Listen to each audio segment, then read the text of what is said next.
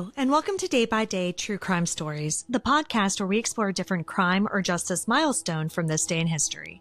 I'm your host, Kona Gallagher, and today is May 3rd. On this day in 2007, a family's dream vacation turned into a global tragedy. 3-year-old Madeleine McCann disappeared from her family's holiday apartment in the small resort town of Praia da Luz, Portugal. Today, we're going to talk about the case that gripped the world, not just because of its scale, but because of how deeply personal and frustratingly unresolved it remains to this day. Let's get started.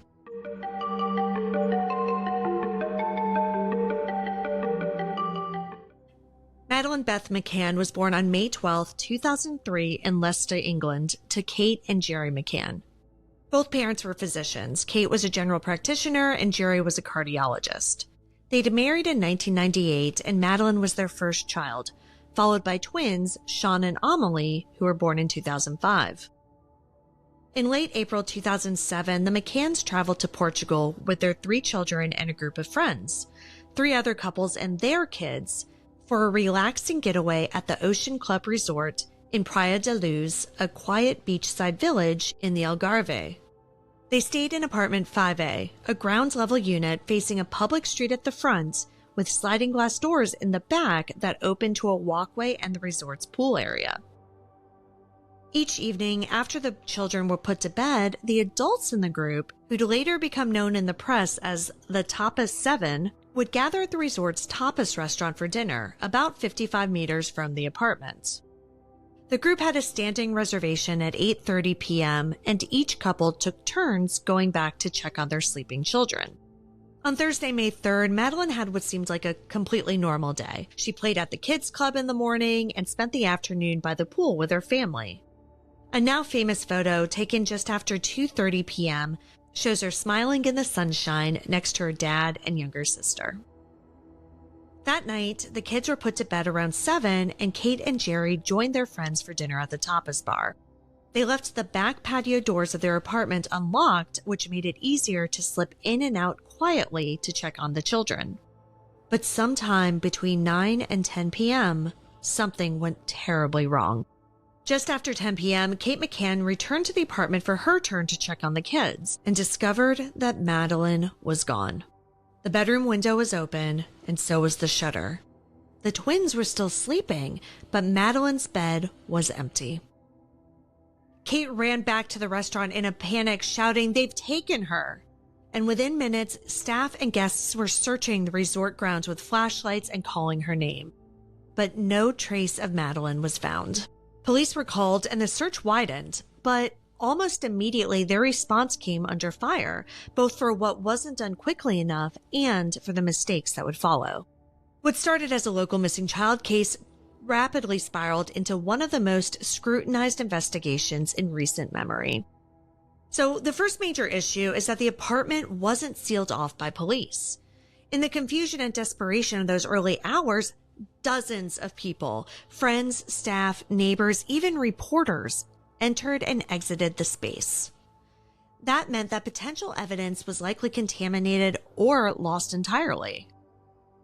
Police didn't set up roadblocks, and they didn't issue border alerts until much later. Given that Praia da Luz is near the coast and not far from the Spanish border, those delays may have been critical.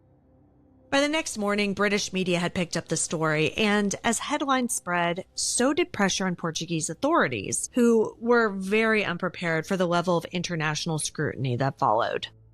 Not long after, suspicion fell on a local man, Robert Murat, a British-Portuguese resident who lived nearby. He had tried to help early on, offering his services as a translator. But some found his eagerness to be suspicious. He was named a formal suspect, what Portuguese law refers to as an arguido, but after searching his property and questioning him, police found no evidence linking him to Madeleine's disappearance. His arguido status was eventually dropped. But then in a more shocking turn, Kate and Jerry McCann were also declared arguidos in September 2007. Portuguese police theorized that Madeleine may have died in the apartment and that her parents had somehow covered it up and staged the entire abduction. This theory was based in part on the use of sniffer dogs from the UK, including a cadaver dog. Both dogs showed interest in parts of the apartment and in the family's rental car. But lab tests were inconclusive. Critics argued that the dog evidence was being overinterpreted, and many experts questioned the overall direction of the investigation. By July 2008, the McCanns were no longer considered suspects. By 2011, after years of unanswered questions and growing public frustration, Scotland Yard launched Operation Grange, a full review and reinvestigation of the case. Detectives sifted through over 40,000 documents and identified new lines of inquiry.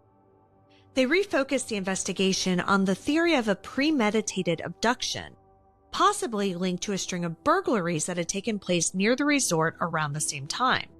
Several people were questioned, but again, it led to no arrests and no charges.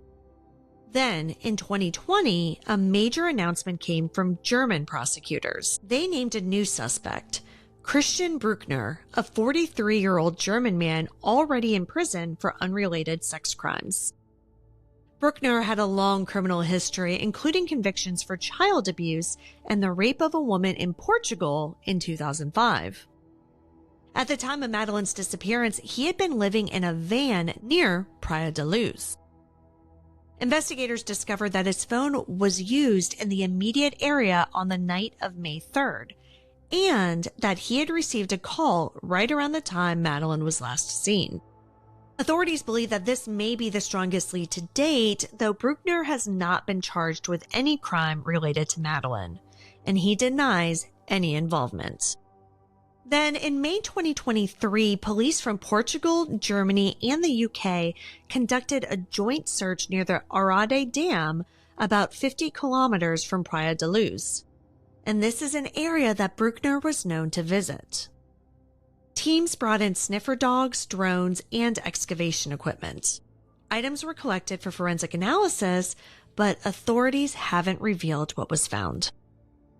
Then, in June 2024, German police reported discovering an old Hotmail account linked to Bruckner. They believe that it may contain emails or messages that could be relevant to the investigation.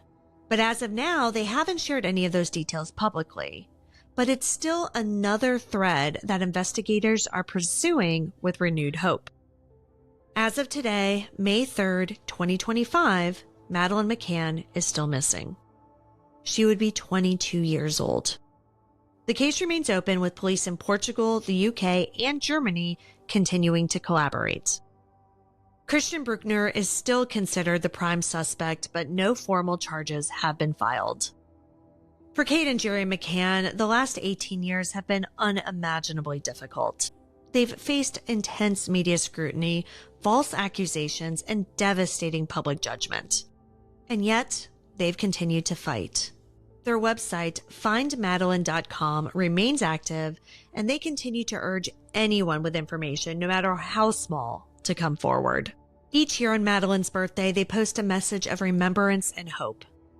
It's a reminder that to them, Madeleine is still their daughter, still loved, still missed, and still worth searching for. Thank you for joining me on today's episode of Day by Day True Crime Stories. If you found Madeleine's story compelling, please subscribe, rate, and review this podcast. It'll help us grow. And be sure to join me again here tomorrow as we explore another significant event in true crime history. Until then, stay safe and remember that behind every headline is a life worth remembering. Day by Day, True Crime Stories is a Little Monster production. Hey, you can do it!